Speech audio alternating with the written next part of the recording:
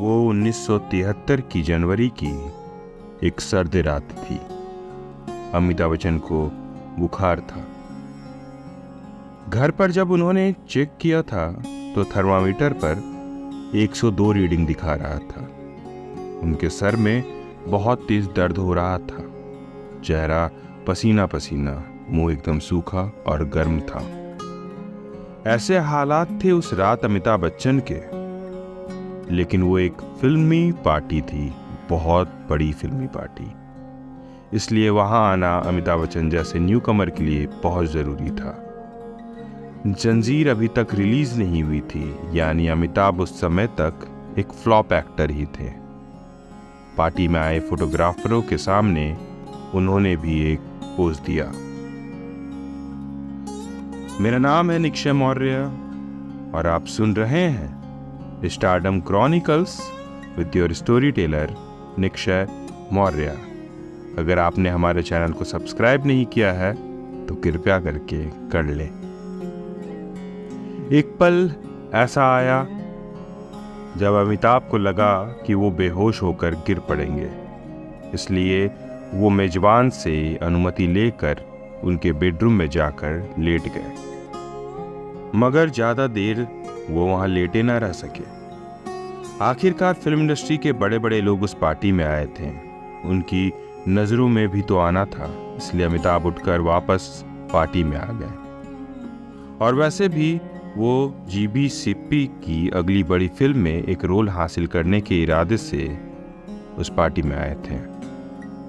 अमिताभ उन दिनों जुहू में एक छोटा सा अपार्टमेंट किराए पर लेकर रहते थे।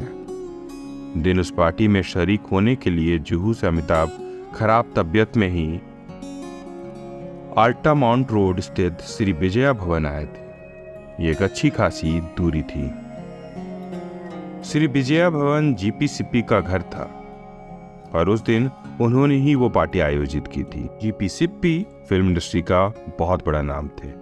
उनकी पिछली कुछ फिल्में सुपरहिट रही थी, जबकि अमिताभ का अब तक का करियर सिर्फ फ्लॉप फिल्मों से ही भरा था। जिस वक्त अमिताभ उस पार्टी में पहुंचे थे, उस वक्त तक पार्टी पूरे शबाब पर थी। बड़े बड़े stars, directors, distributors, writers party में पहले ही पहुंच चुके थे। सिप्पीज की अगली फिल्म के लिए एक एक्टर को कास्ट किया जाना बाकी था, तो पार्टी में आए कई एक्टर्स उस रोल को हासिल करने की ताक में थे।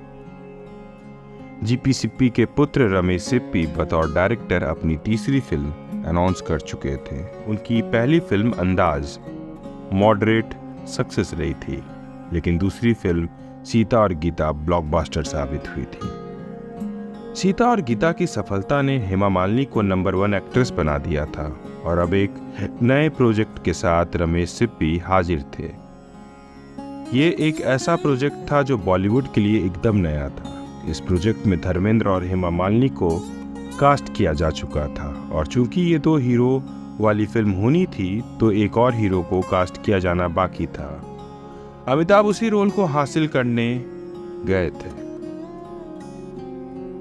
आधी रात के लगभग पार्टी में शत्रुघ्न सिन्हा की एंट्री हुई। शत्रु जी उस वक्त तक एस्टैब्लिश्ड और सफल एक्टर बन चुके थे। मीडिया वालों के कैमरे सबको छोड़ उन्हें कैप्चर करने लगे। अब तक की अधिकतर फिल्मों में शत्रु जी ने निगेटिव किरदार ही अधिक निभाए थे, लेकिन उनकी फैन फॉलोइंग किसी हीरो से कम नहीं थी। उन्होंने धर्मेंद्र और हेमा मालिनी के साथ एक पोज दिया। मीडिया के कैमरे धड़ाधड़ उन तीनों को कैप्चर करने लगे। उन तीनों को देखकर एक डिस्ट्रीब्यूटर ने धीरे से रमेश सिप्पी के कान में कहा, यह है आपकी कास्टिंग, उस लंबू जी का सोचना भी मत। प्रतिक्रिया में रमेश जी सिर्फ मुस्कुरा दिए।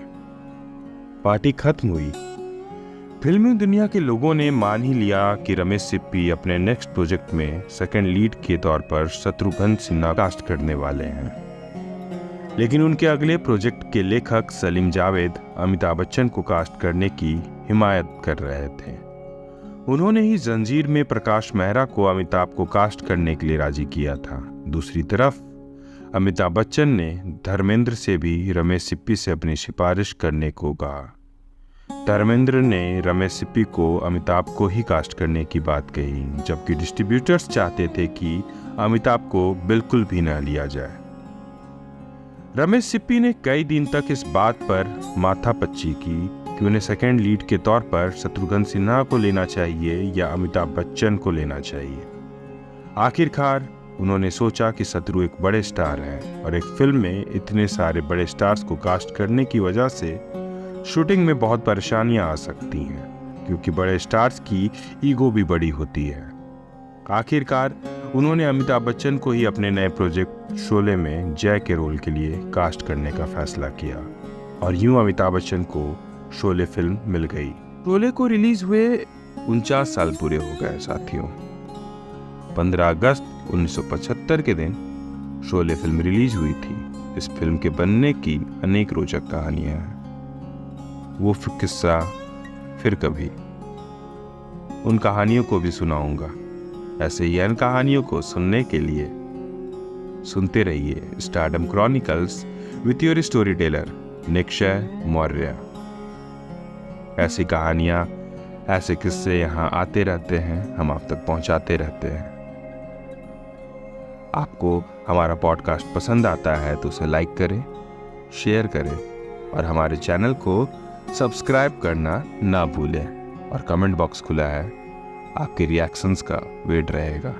धन्यवाद।